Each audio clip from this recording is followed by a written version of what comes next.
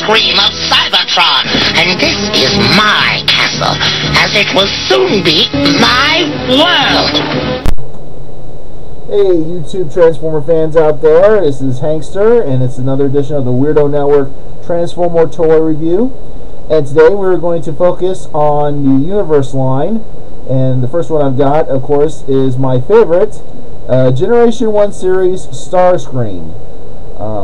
I have him here in his jet mode. Of course, this is Decepticon,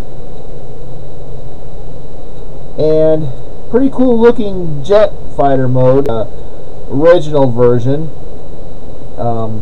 It's a F6. I don't know if it's an F14 or an F16 model jet. He of course has little missile launchers on the sides here that you can remove, especially when you have to transform them. And the cockpit, of course, does not open. Right there. But pretty accurate to what he looks like on the animated series. And basically, you can't really tell if he's a robot. But he is painted in the standard colors of Starscream. And did get a little nick there. When I tried to pose him in robot mode, I don't know exactly when, but maybe when he fell, he nicked that little piece there. But he's pretty much a good. I've had him for a couple months now, and he's a pretty good collector's item if you are into G1 Transformers. But this is my favorite Decepticon, Starscream. I wish they'd come out with a Ghost of Starscream in America like they did for Japan.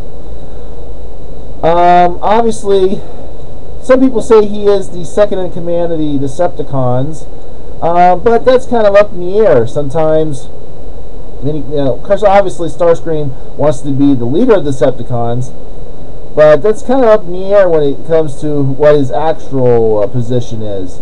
He obviously most of the time he always catches Megatron in his gun mode, which could be a position something held for second in command. And but sometimes Soundwave sometimes acts like a second in command.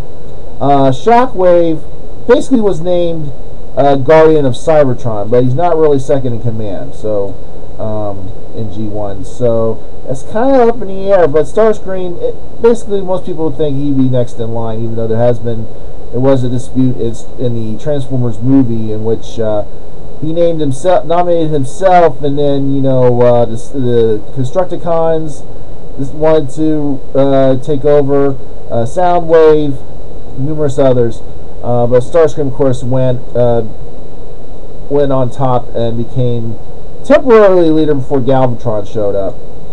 So let's get Starscream all transformed up here, and we'll be right back.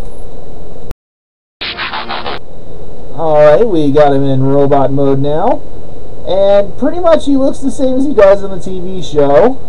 He's not as boxy looking as he was in the original toy form. He's a little bit more articulate.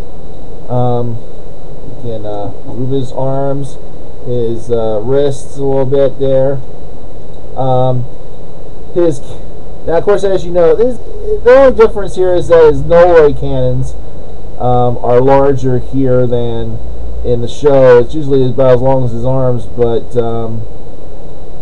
it is pretty cool looking to see his null ray cannons look like this. Starscream really became my favorite Decepticon after he died, and he became a ghost, or the disembodied spark that was able to inhabit other Transformers, and of course he even went on to make a guest appearance on Beast Wars. He was originally voiced by the late comedian Chris Latta, which is ironic enough because the current voice of Starscream in animated is played by another stand-up comedian, Tom Kenny, otherwise known as the voice of SpongeBob SquarePants. But Chris Latta really brought great life to Starscream. Of course, also to his, basically what you want to call his human counterpart, Cobra Commander on G.I. Joe.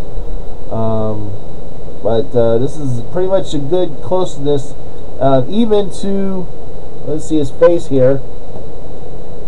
Close likeness to Starscream's face. He's even got like a little bit something going under his eye there. I really don't know what that is. Let's focus here.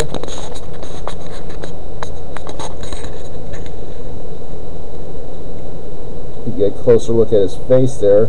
Pretty good likeness. And of course the null ray cannons do fire. Let me focus again here. Do fire the missiles in robot mode, and they are removable. You can keep them on his arms there, or you can use them as side arms like this. But I prefer it like this. Would be really cool if it came with his hand there too. Of course, I like the G1 version of Starscream, and then animated version of Starscream #2, because they did a lot with his character in that series. But that's pretty much our Transformer figures coming up, and see you soon.